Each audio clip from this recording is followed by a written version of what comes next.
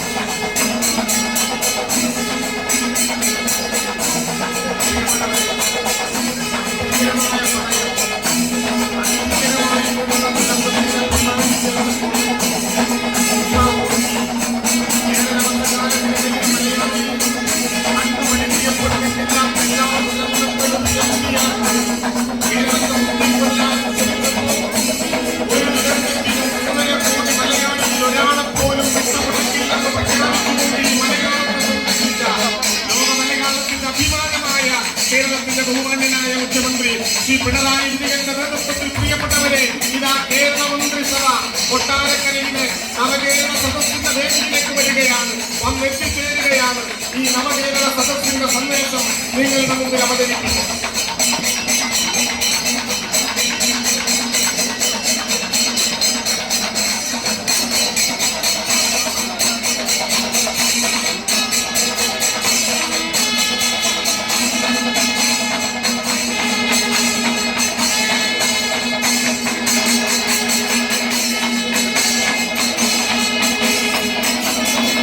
വർഗത്തിന്റെ പേരിലും ആധാരത്തിന്റെ പേരിലും മനുഷ്യത്തിന്റെ പേരിലും പ്രദേശത്തിന്റെ പേരിലും ഭാഷയുടെ പേരിലും അന്യോന്യം അംഗത്തോഴികളെ പോലെ ആഞ്ഞെടുക്കുന്ന സാമൂഹ്യ അന്തരീക്ഷം ഇന്ത്യയിൽ വളർന്നു വരുമ്പോൾ യഥാർത്ഥത്തിൽ അത്തരമൊരു സംഘർഷഭരിതമായ സാഹചര്യമില്ലാത്ത സംസ്ഥാനം ഏത്? ഒരുത്തരമാണെന്നത് അത് കേരളം. ത്രിപുര നിങ്ങൾക്കറിയാം. ത്രിപുരയിലെ ഒരു സ്ഥിതി എന്താണ്? പച്ച മനുഷ്യമാംസങ്ങൾ ചീഞ്ഞളിഞ്ഞ് ദുർഗന്ധം പേറുന്നു. 100 കണക്കിന് പള്ളികൾക്ക് തീയിട്ടു. നിരവധി ആരാധനകൾ തല്ലി തകർത്തു, നിരവധി മനുഷ്യനെ കൊന്നൊടുക്കി. ആ ത്രിവര ഇന്നും അവിടുത്തെ കത്തുന്ന അവസ്ഥയിൽ നിലനിൽക്കുന്ന അവസ്ഥ എന്തുകൊണ്ടും 2.5 വർഷമായി നമ്മുടെ ബില്ലിന്മേൽ അണയിരുന്നത് സുപ്രീം കോടതി, ബഹുമാനപ്പെട്ട സുപ്രീം കോടതി ചോദിച്ചു എന്തെടുക്കുകയായിരുന്നു ഈ ഗവർണർ 2.5 വർഷം. ആ ഗവർണർ ഇപ്പോ സുപ്രീം കോടതിയെ അപമാനിച്ചു. അവസാനം വന്ന് അദ്ദേഹം ഇപ്പോ സർവകലാശാലയുടെ ക്യാമ്പസിൽ വിവാഹ ചടങ്ങിൽ പങ്കെടുക്കാൻ പോയി താമസിച്ച് വിദ്യാർത്ഥികളെ വെല്ലുവിളിക്കുന്നു, സർവകലാശാലയെ വെല്ലുവിളിക്കുന്നു, നിയമത്തെ വെല്ലുവിളി. അഭിമാനിക്കാൻ വേണം. അത്തരത്തിൽ അഭിമാനകരമല്ലേ കൊട്ടാരക്കരയിൽ നമുക്ക് ഇപ്പോ അദ്ദേഹം എല്ലാ കാര്യങ്ങളും വിവരിക്കില്ല. കാരണം ഞങ്ങളെല്ലാം വേദിയിരിക്കുമ്പോൾ ഈ കാര്യങ്ങളെല്ലാം ഇങ്ങോട്ട് പോകുന്നത് ധനകാര്യ വകുപ്പ് ഒരു ചെറിയ രൂപത്തിൽ കൊട്ടാരക്കരെ തൻകുഞ്ഞ് പൊൻകുഞ്ഞ് എന്ന രൂപത്തിൽ കണ്ടിട്ടുണ്ട് എന്നുള്ള ഞങ്ങൾ അറിയുമല്ലോ എന്ന് വിചാരിച്ച് അദ്ദേഹം പല വികസനവും ഇവിടെ പറയാതെ പോയി. അതുകൊണ്ടാണ് ഞാൻ ചൂണ്ടിക്കാണുന്നത്. ഈ നാടിനെ വികസനത്തിന്റെ രംഗത്ത് വിസ്മയങ്ങൾ തീർക്കുന്ന രൂപത്തിലേക്ക് അദ്ദേഹം മാറ്റിക്കൊണ്ടിരിക്കുകയാണ്. അങ്ങനെ കൊട്ടാരക്കര എന്തുകൊണ്ടും നിങ്ങൾ ഈ കാലഘട്ടത്തിൽ നിങ്ങൾക്ക് അഭിമാനിക്കാൻ വക നൽകുന്ന